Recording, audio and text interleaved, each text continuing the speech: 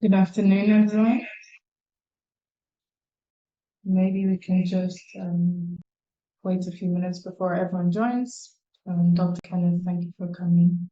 We can start in a few minutes, and you may proceed when you feel like there's enough people, and we can just start.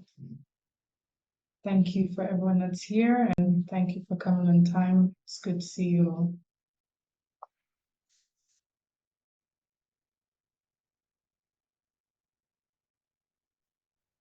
Can you hear me? Let me know if you want me to start. Yes, let's wait like 5 minutes, and then you can start. Okay, thank you. Thank you very much. We can hear you as well.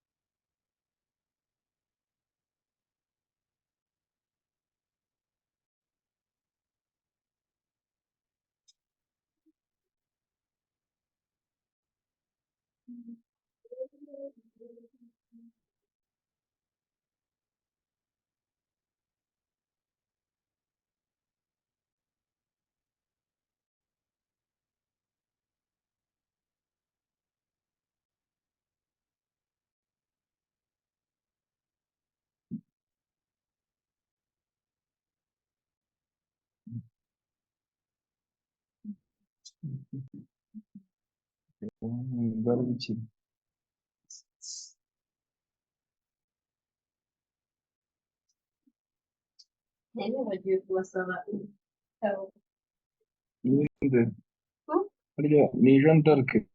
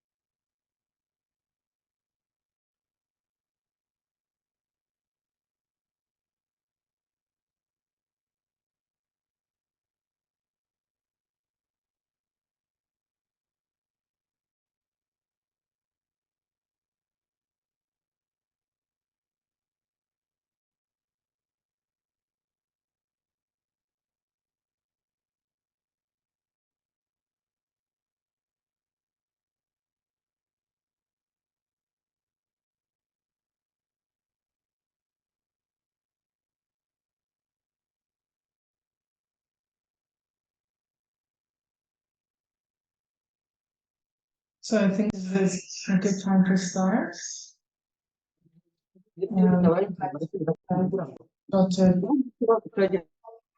Dr. Kenneth to speak will be presenting on working hard with excellence as an OBGYN/resident. So it's really great to have you, Dr. Kenneth, because of your experience and your specialty. I'm sure everyone's excited to hear from you. So I'd love you to speak and share your experience so we can gain knowledge. And also this will be posted on YouTube later on, so anyone that's not here has access to this as well. Thank you again. Let's give the floor to Dr. Kenneth.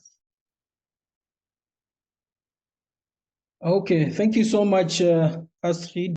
Thank you for your kind presentation. Can you hear me clearly? I just want to make sure that everyone can hear me. Yes, we can. Okay. Apologies if there's a little bit of some noise in the background, but I'll just try to make sure that I'm as audible as I can. So good afternoon, everyone. Thank you for coming. Thank you for being part of this talk. It's really an honor to be here today. My name is Kenneth Ruzindana. I am a consultant obstetrician and gynecologist here at Kigali University Teaching Hospital, but I'm also a gynecologic oncologist. In addition to that, I'm very honored also to be faculty in the Department of Obstetrics and Gynecology at the University of Rwanda. As I mentioned, I've been very fortunate to complete advanced training in gynecologic oncology.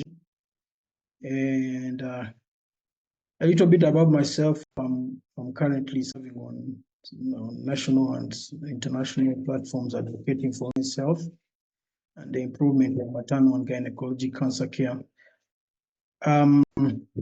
I must say, however, that as I reflect on my journey, I'm reminded of my own early days as a resident, which were filled with excitement, exhaustion as well. There was also self-doubt, but also a lot of determination.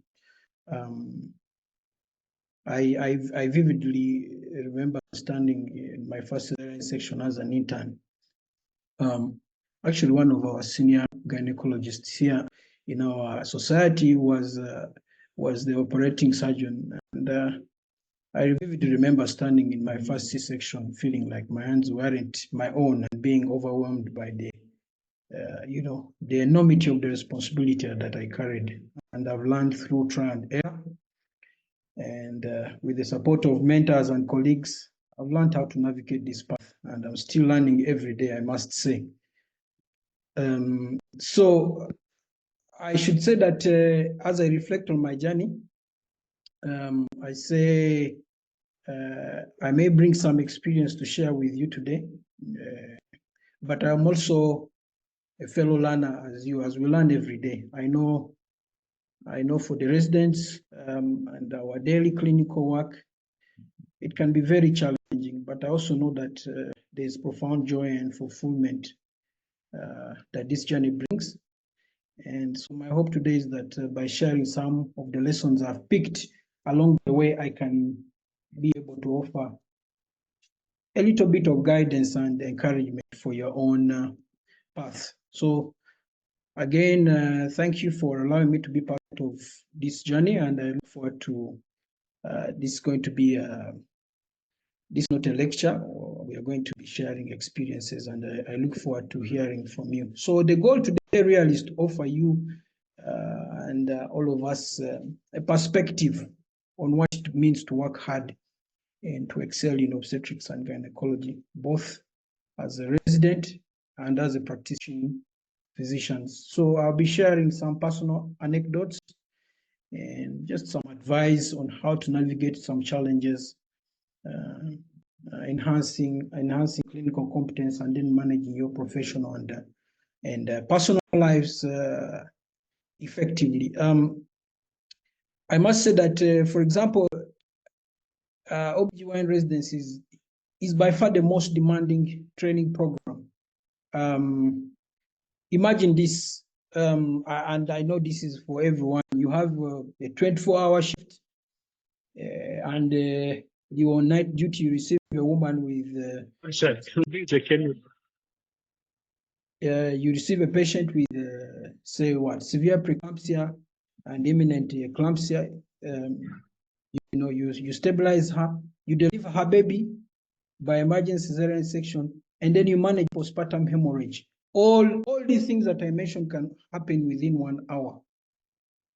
And I'm very sure all of you who are working in the department of OBGYN have experience something similar. So this kind of work is exhausting, but I say it is incredibly fulfilling because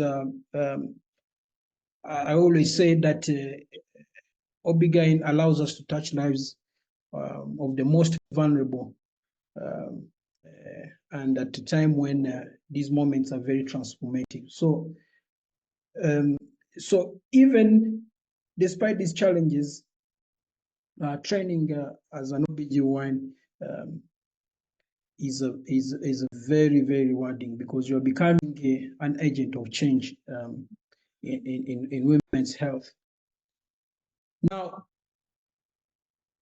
OB-GYN is really, in my opinion, a very unique blend of art and science because, first of all, it intertwines clinical acumen with surgical precision. So while managing, for example, obstetric emergencies, it requires very rapid decision making, and the delicate procedures in, for example, in gynecological oncology, where I practice now, demand very refined technical expertise. So excellence often stems from appreciating this, what can I say, duality and continuous honing of both analytical and the manual skills. I should say it's also a specialty of longitudinal care. So, for example, it is the only specialty where you will be involved in, for example, the care of adolescents to middle-aged women, to menopause, and even beyond. So OB-GYNs are really privileged to participate in the patient's journey across their reproductive lifespan. This is very rewarding. And with this, it comes building a very strong patient relationships and maintaining trust, which is key to excelling in this field. And then if it involves also teamwork and collaboration. I think we all know that, for example, by far, the labor and delivery unit exemplifies, interdisciplinary work, teamwork. For example, obstetricians, midwives, anesthesiologists, nurses, even neonatologists work hand in hand to ensure that you have optimal outcomes. So, fostering a culture of respect and open communication within the team is very, very vital. And then, of course, I mentioned the advanced surgical skills, ranging from things like cesarean sections to complex procedures like radical hysterectomies. And of course, currently now in Rwanda, we have the evolution of minimal invasive techniques, like laparoscopy in more advanced Western countries, including robotic surgery. All these require precision and adaptability, which I must say, as OB-GYNs, we are very lucky to be in the learning process. So this unique art in obstetrics and gynecology makes our field both very, very, very, I should say, demanding, but also very fulfilling. Now, of course, with this comes lots of challenges, and I think one of the things that I've struggled with personally, and I know very many of my colleagues struggle with, is balancing workload and well-being. So, for example, during residence, it's by far one of the most notoriously demanding fields, especially with long hours, unpredictable shifts. I remember during my training, we used to do sometimes up to 36 hours. I remember one of my rotations, we used to do actually 48 hours. You would start Friday evening and you leave the hospital on Sunday evening. This over 48 hours. Some of these shifts are very unpredictable and full of ups and downs, emotionally taxing situations. And of course, as many studies have shown, OB-GYNs have the most at risk for burnout. So the other thing is, keeping up with advancement. OB-GYN is ever evolving. It's like I mentioned, for example, if a doctor who trained in Rwanda, say for example, 10 or 15 years ago, would be very surprised with the advancement in minimal invasive surgery. We have now reproductive technology, including IVF, and for example, in cancer care, we have personalized molecular medicine. All this personalizing the care that we provide to our patients, and so keeping up with advancements can be also very challenging. So embrace. You need to embrace a mindset of lifelong learning. And this can involve from things like attending conferences. Just listening into journal clubs and also researching, pursuing some research opportunities. And of course, we every day we face ethical dilemmas, and navigating these ethical dilemmas is the cornerstone of being a compassionate and responsible OB-GYN. So these often require in many cases, what can I say, balancing the principles that we learn of autonomy, beneficence, non-beneficence. What is the fourth one? I'm forgetting. Justice. So from handling these very difficult ethical dilemmas, it is even more emotionally waxing. For example, there are conflicts, for example, in things like abortion care. Ethical challenges are very frequent. Some conflicts for example, in maternal fetal medicine. Would you want to terminate a pregnancy? Yes or no? This can just be overcome by just developing very strong grounding in medical ethics, and sometimes just requiring mentorship when confronted with very difficult cases. I gave an example of abortion care. A patient requests a termination, for example, of pregnancy in a context with legal restrictions. You need to know how to respect the patient's choice, for example, regarding her pregnancy, and by not becoming, for example, a barrier to her access. Because as an OB-GYN, you are an advocate for equitable access, to care.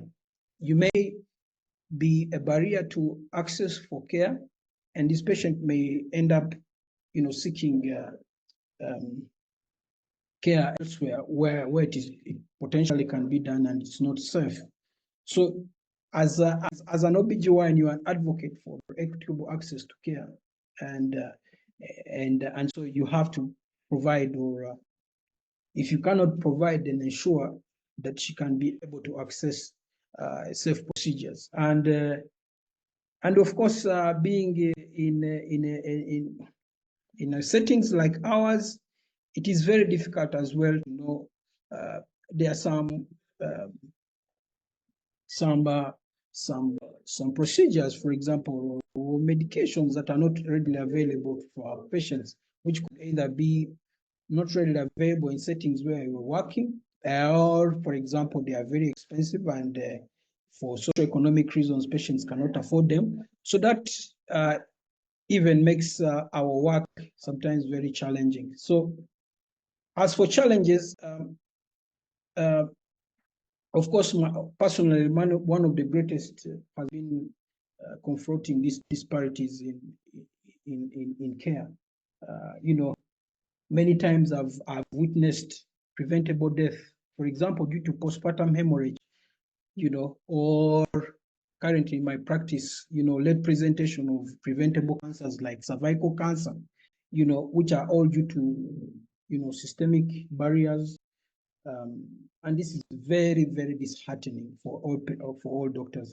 But these challenges have only fueled my passion for health advocacy and particularly in reproductive health policies.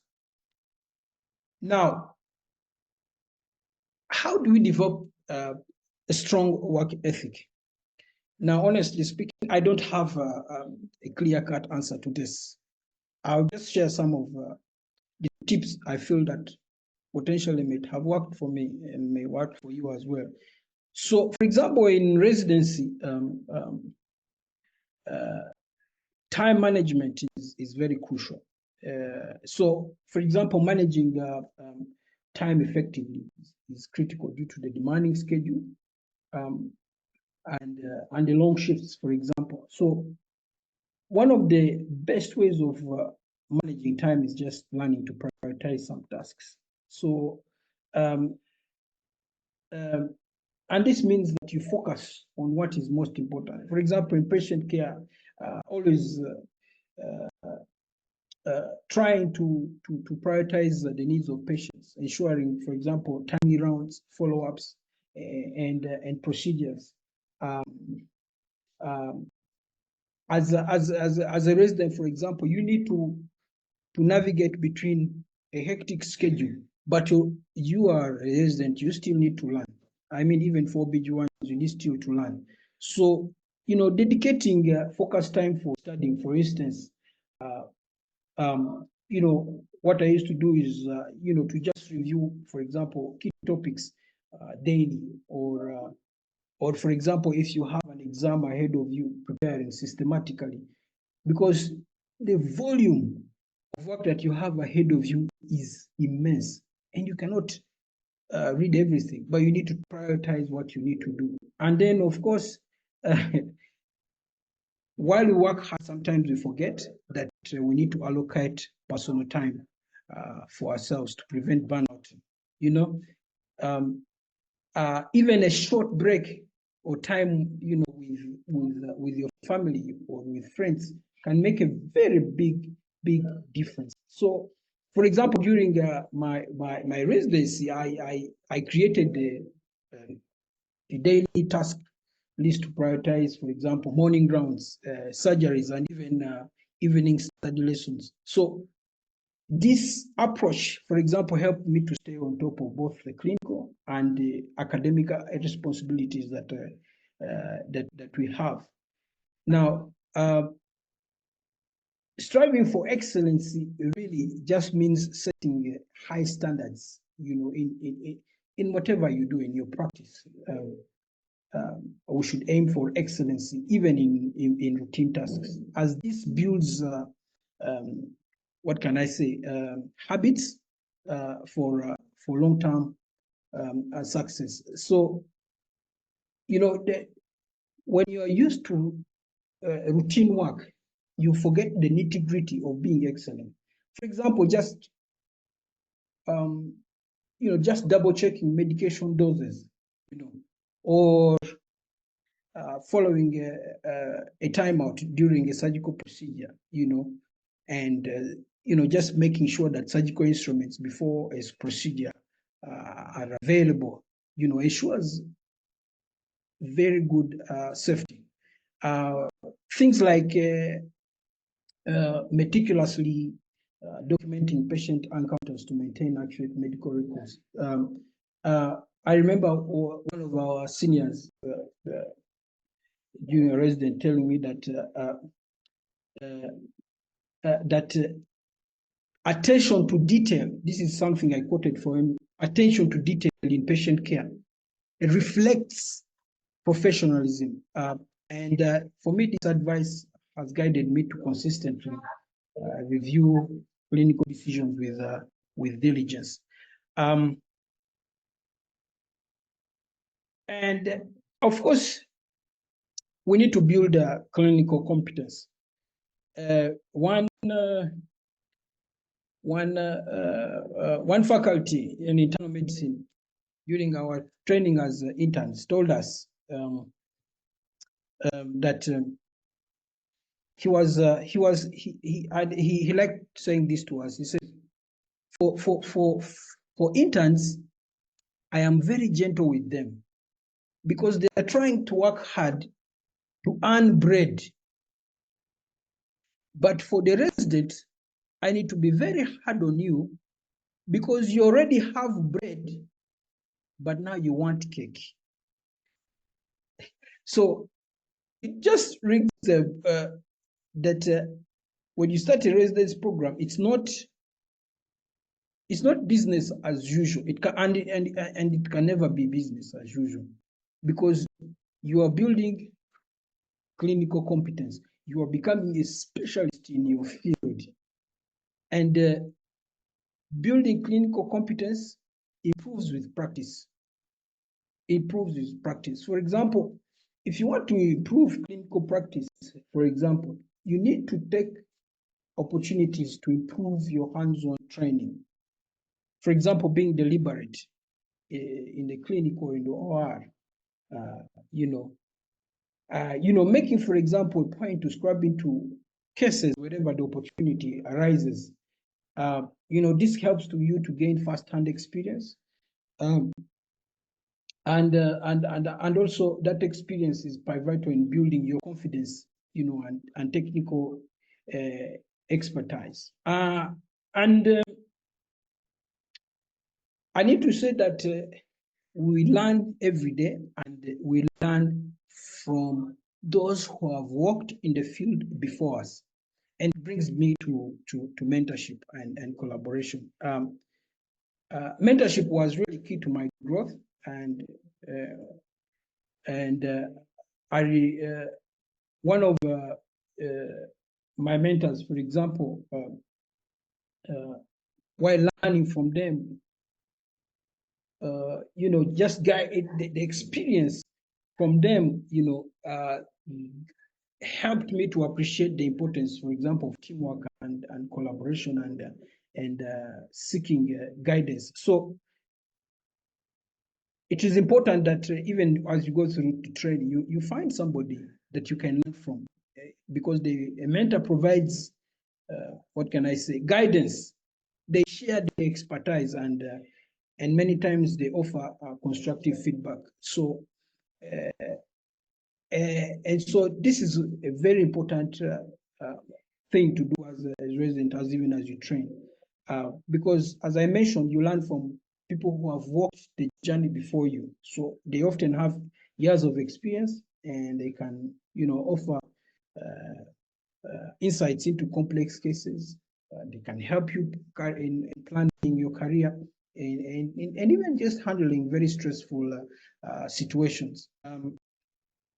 One of my mentors, a very experienced oncologist, told me one thing that he gave me an example that your patients will forgive you for your lack of experience, but they will never forget your compassion.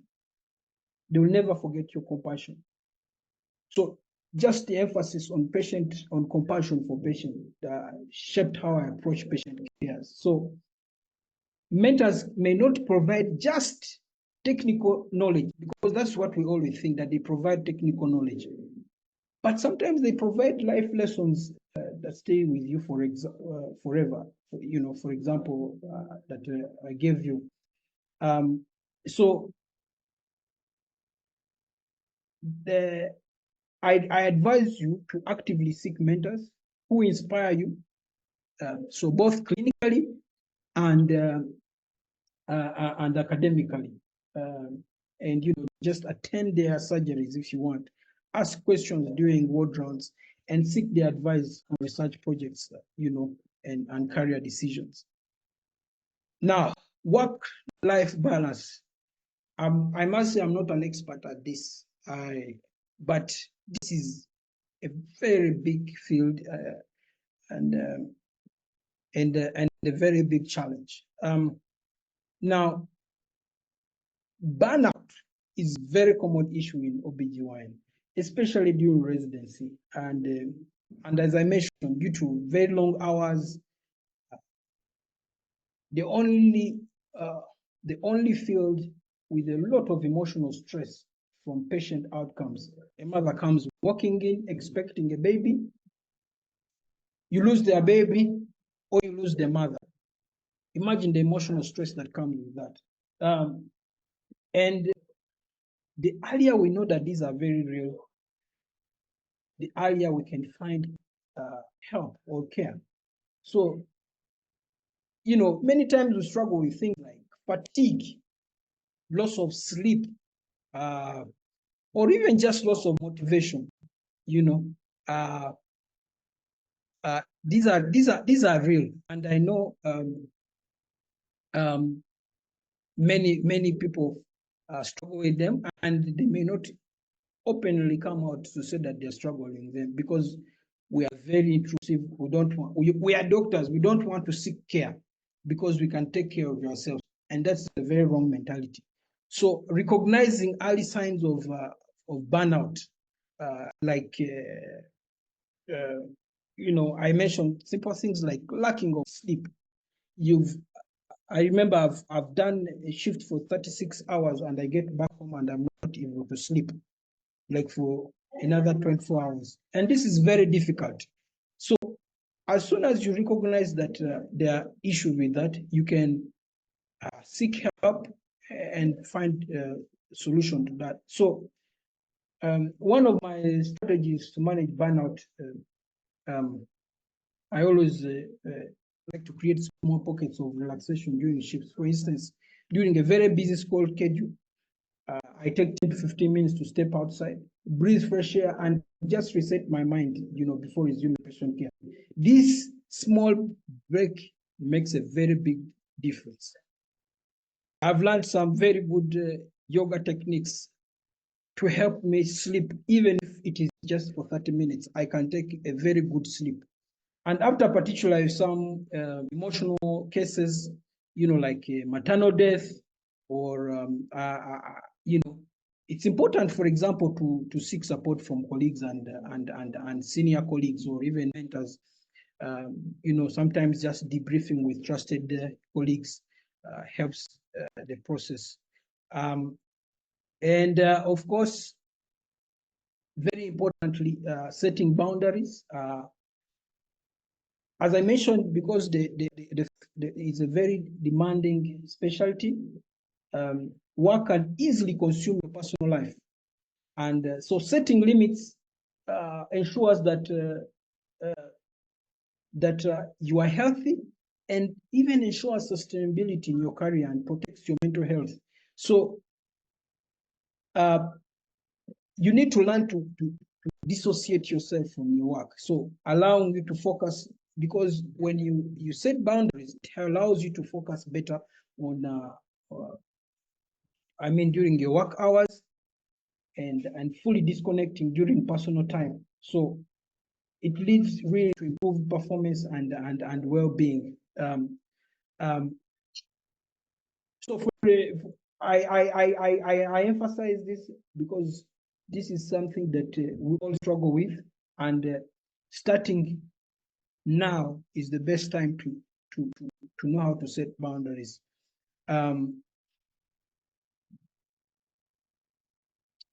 So how about professional development beyond residency? Now, one of the ways is you need to explore subspecialties. Currently, we are very lucky that there's a lot of subspecialty training available in the country, and we should take advantage of this, because really OBGYN is very diverse field, and there are lots of subspecialties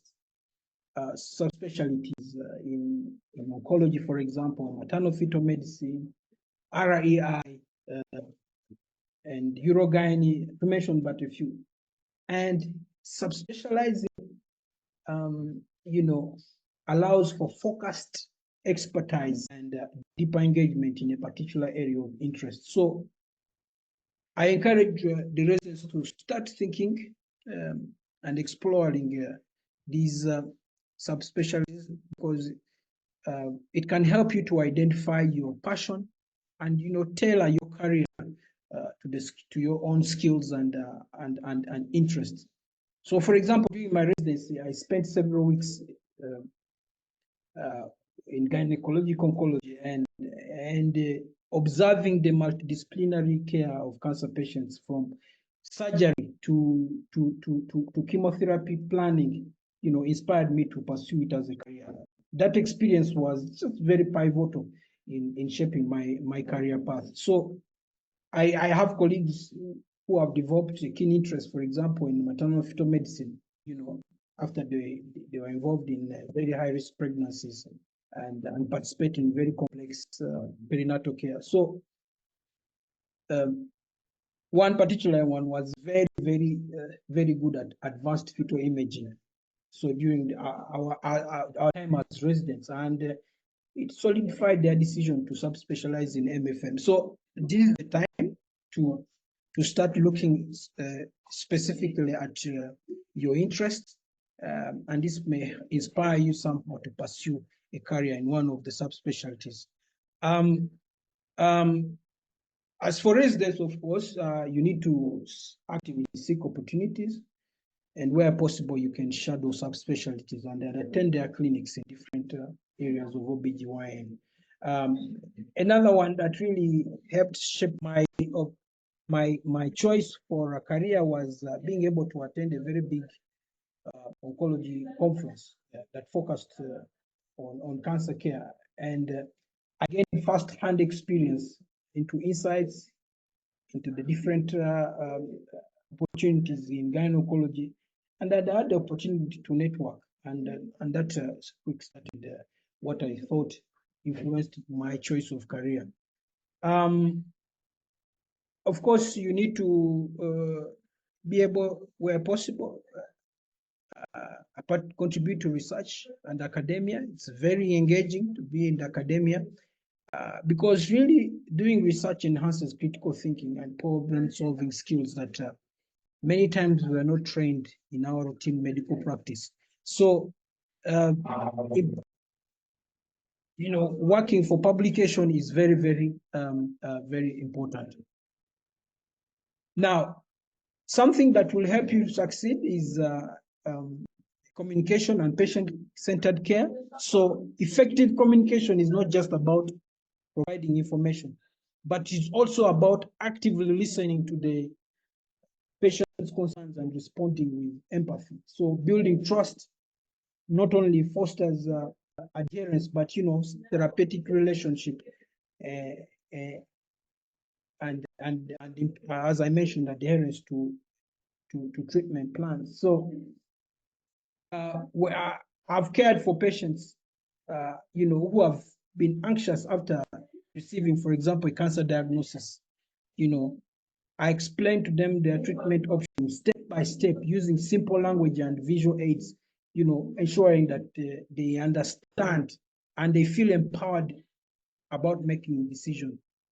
One particular patient later explained, expressed how this approach made her, feel very respected and reassured, even in the face of a very difficult diagnosis. So, clear and transparent communication is very important. It's very important for patient care. And as we always say that we are very learned, but you need to avoid things like using medical jargon. As a patient, everyone needs to understand in clear explanations, so that they can understand what's going on with them. So you need to learn to tailor the conversation to the patient's level of health literacy, because this is important for better outcomes.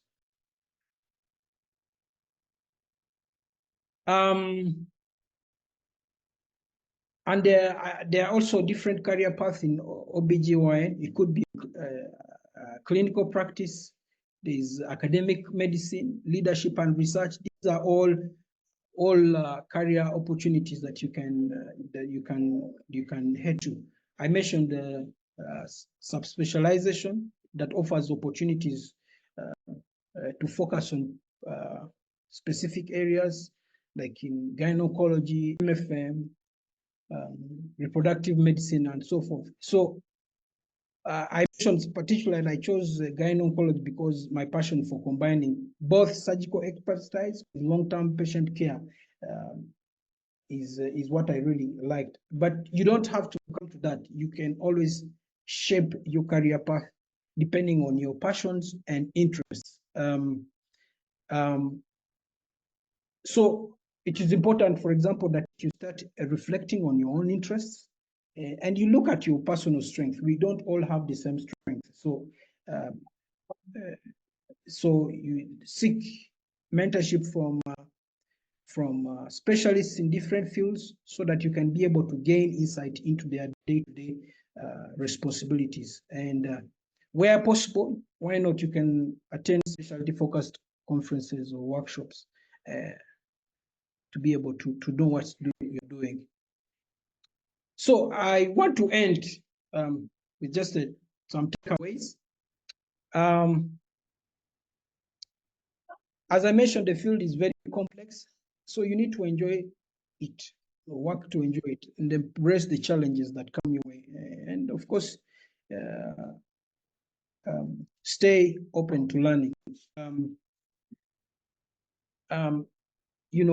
Residency is a journey of transformation, and you're not just learning to be a specialist. You are shaping the future of women's health. So embrace the challenges as opportunities, and celebrate the wins and never lose sight of your purpose. Just learn to break your goals into manageable steps, and seek mentorship to stay on your track. And then be open to exploring additional opportunities, such as research, teaching, global health. There are lots of opportunities out there to expand your career horizons. And of course, focus developing your clinical skills. And as the world is moving forward currently, clinical skills alone are not. Research opportunities remains underpresent, but we need to really work on this. One of the saying in research is, if you don't research, you perish. And of course, soft skills, especially leadership qualities, are something that you can also work on. So I'll just leave you with a quote by one of my favorite writers. She's called Maya Angelou. And one of them was that she said that people will forget what you said. People will forget what you did, but people will never forget how you made them feel. So above all, a cross-cutting measure that you can adopt is compassion and empathy. As Dr. Maya Angelou rightly said, people will forget what you did, but they will never forget how you made them feel. I've come to the end of my presentation. Thank you so much for your kind attention. I look forward to hearing any questions, and if you have any comments or sharing experiences, we'll be happy to listen. Thank you very much. Over to you, Astrid. Thank you so much, Dr. Kenneth. That was amazing. I'm sure many of us that are here can say that we learned a lot, and we thank you for even your honesty and your experiences and your journey. I think it was great to hear from you, but to also receive knowledge. So if anyone has some questions, we can have around 10 to 15 minutes of question and answer. So if you have some questions, please put your hand up or unmute and we can proceed. Thank you.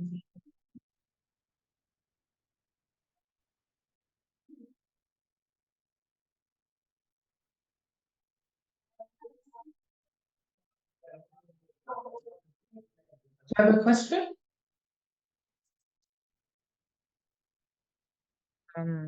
Thank you, Dr. Kenneth. It was really a great presentation, and Dr. Maya is my best as well.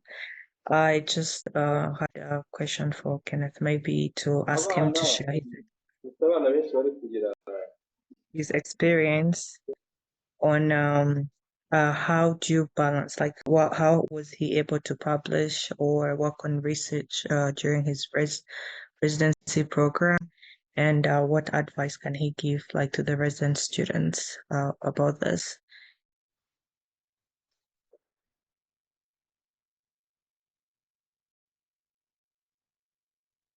Oh, thank you, Dr. Perfect. These are very good questions. This is a very pertinent question. So, balancing clinical duties and research during residence can be very challenging. But there are some strategies that have worked for some of us. I think one of the ways to do it is just to prioritize and plan effectively. I mentioned residency demands a lot of time in patient care and on call duties. So, learning to prioritize time, and this can include learning how to use, things like planners or apps to schedule, specific blocks for research activities. You need to break down a very big task into very small, doable, smaller tasks. And that comes with learning to prioritize your time. So, breaking them into manageable milestones, for instance, dedicating a one month literature review, then 2 months to 2 months for data collection, and so forth, instead of waiting, for example, to heap up all your work in the last year, because in the last year you are preparing for your final exams. You are a senior resident, so your clinical duties have already significantly increased. So you need to start early and breaking down your research project into manageable milestones. And something also that worked for me, of course, you need to build a supportive network. Again, identifying, this is very important, identifying a research mentor who understands the demands of residency and can provide guidance, on time on research. This is currently in our setting, this is a very difficult one to find. We have a few very accomplished researchers.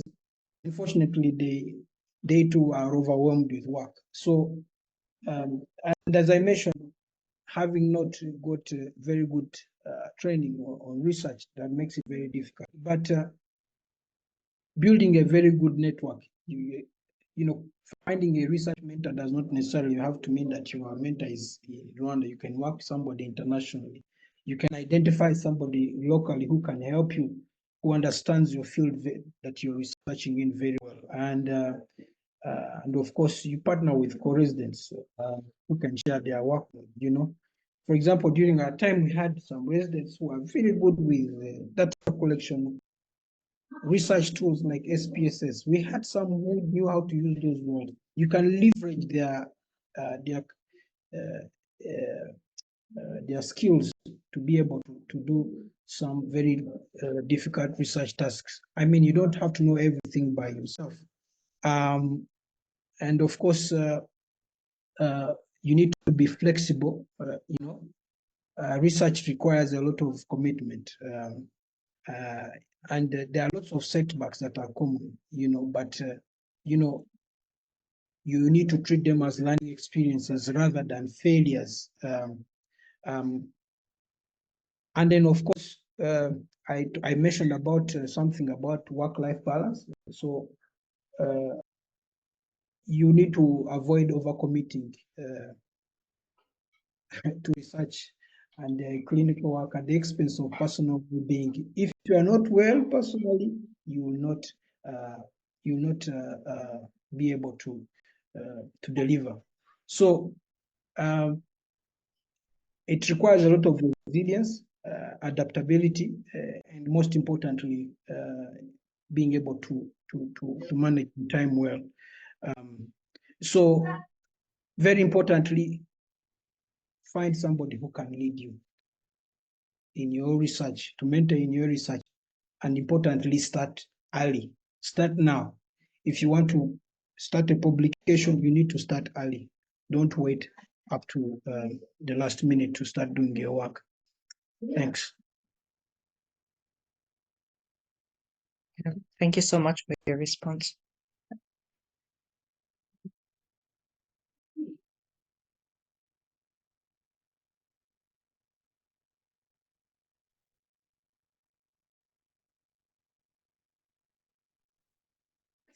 Thank you for that. Thank you, Dr. Kenneth Ruzindana. Does anyone else have any more questions? There's some few questions in the chat box. Maybe you might answer those ones.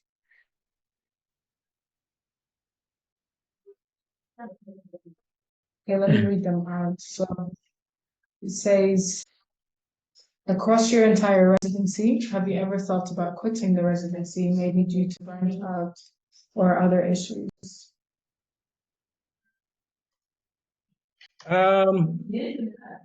Thank you very much, Doc, for your question.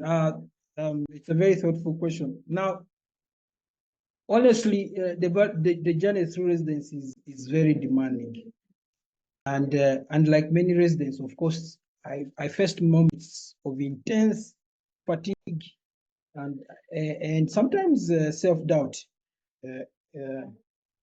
and even the fleeting thought of whether I was cut out for the challenge.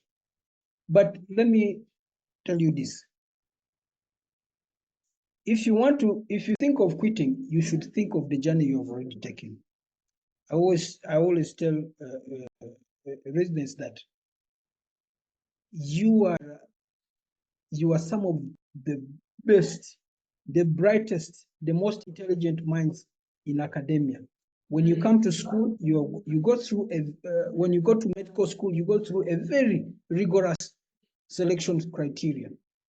During my time, we only had one medical school, so you had to be the best. To go to residency, you already built up a whole field of knowledge. You are the brightest mind. So therefore, it does mean that you have everything it takes to succeed. So,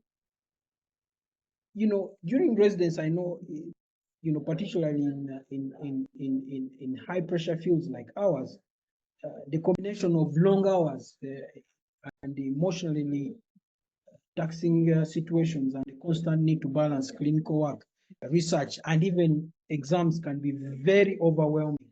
So these often occur after prolonged stretches of on-call duties. We all have that, or even dealing with emotionally draining cases, like maternal death, and then the following morning you are drilled by your seniors about what happened. So the thoughts of quitting have been there. I've had emotionally difficult times. There are moments where I had sleep, deprivation. I gave you examples where I went from a 48-hour shift, with minimal rest, and I couldn't sleep. I was completely deprived of sleep, and that even heightened stress. I've dealt with critically very ill patients, and receiving even negative outcomes despite the best efforts. It can be demoralizing, and with that, you may have a bad outcome. But even with the grilling of your senior colleagues, this even can be demoralizing. And of course, residency is the time when you're earning the least in your incomes. It's very difficult, especially when you have a family. So sometimes it means that you miss out on social events or feeling disconnected from loved ones, and that even worsens your sense of isolation. So what really kept me going is that it's just simply the purpose, remembering why I chose this path. You know, I knew that this was an opportunity to improve women's health and making a difference. That kept me going, gave me the strength. And you need to also to develop a support system around you. If you're lucky to have a family, find time for your families and your friends. Get good mentors and colleagues during tough times. Don't remain secluded. Speak openly about your struggles. It could be to your mentors, to your seniors who are training you, and that can help. And that, for me, many times help to lighten the burden. And of course, we have had small wins as well. During you treat patients well, empathetically. Patients give you gratitude. After a successful procedure, you feel very good. That work alone is very meaningful. It should keep you going. And of course, there are coping mechanisms. Of course, one of the things that I've really learned is that I've learned to prioritize self-care. Even in very small ways. Even in very small ways. You don't need to have a lot of money, for example, to take a break and go for a vacation, or things like just eating healthy, or or exercising. You can exercise around your neighborhood. You don't need to go to a gym because you may not have the resources to do that. And of course, if you have set your long-term goals, visualizing yourself as a competent, impactful specialist, that should keep you motivated during your very challenging times. And we're very lucky as a country now. You can seek professional help. We have counselors, psychologists when necessary. So you need to, if you feel you are reaching at a breaking point, you can always seek for counseling to address feelings of stress and to develop healthier coping strategies. This is something you can always do. So while thoughts of quitting can surface during very tough times, they often represent an opportunity to reflect, recalibrate and grow stronger. And the truth is that residency is not just about clinical skills. It's about developing the mental fortitude, the mental strength to navigate a very demanding but a very fulfilling career. So if you or anyone else faces similar challenges, you should know really that it is okay to seek help, take a step back to recharge, and remind yourself of your purpose. I think that will purposely work for you. Thanks. I hope I gave you some tips. Great answer. I hope Madlu is also happy with the answer. The last question for you was saying, can you describe particularly challenging rotations and how you managed it, please?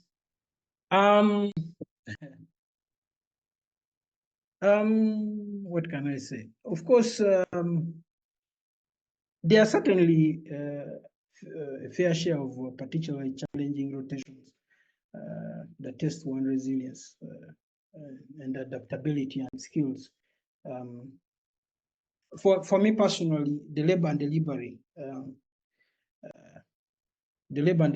is very high stake environment. So because simply managing obstetric emergencies, like obstetric,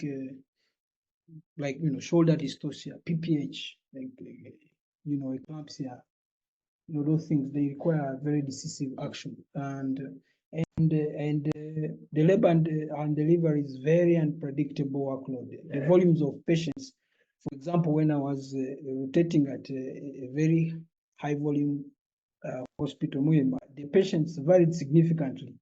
You'd would easily have sleepless night during high volume shifts. And these were not one or two or isolated, these were literally every day. And the emotional strain that comes with adverse maternal fetal outcomes was very emotionally taxing. So for me, labor and delivery was very taxing. In the last days of our training, oncology, gynecology was also very challenging. Managing advanced malignancies and having, for example, to counsel patients for palliative care can be both intellectually and emotionally challenging. It involves sometimes very long, intricate procedures like debulking procedures, and those have tested my physical stamina and concentration.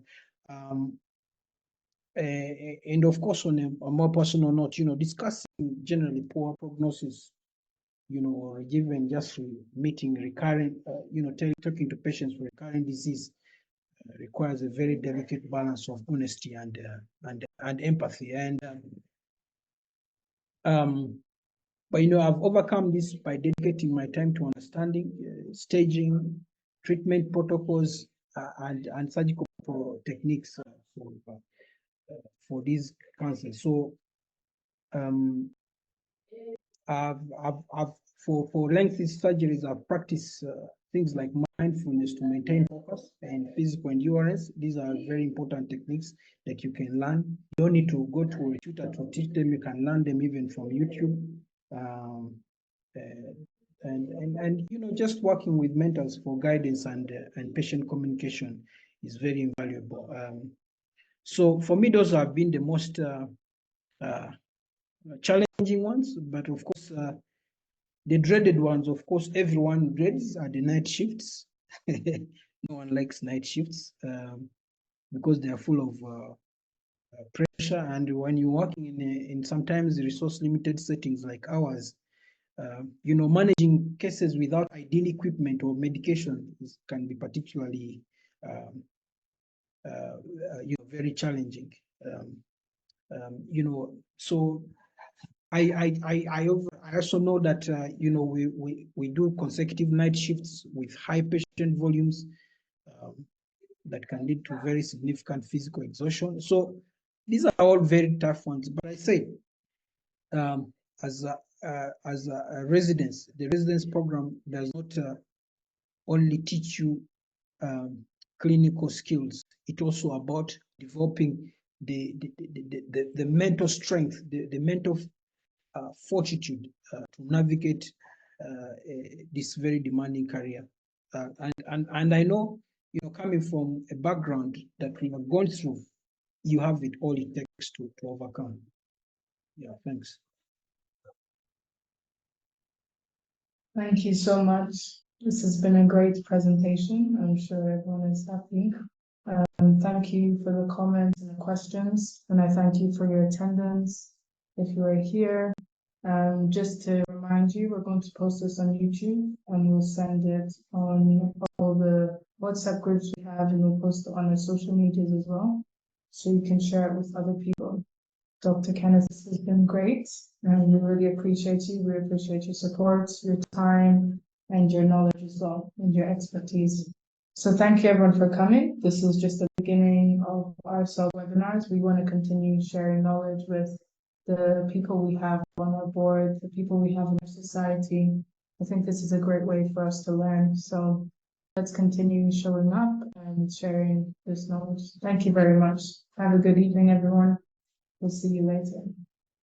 Thank you very much. Have a lovely evening.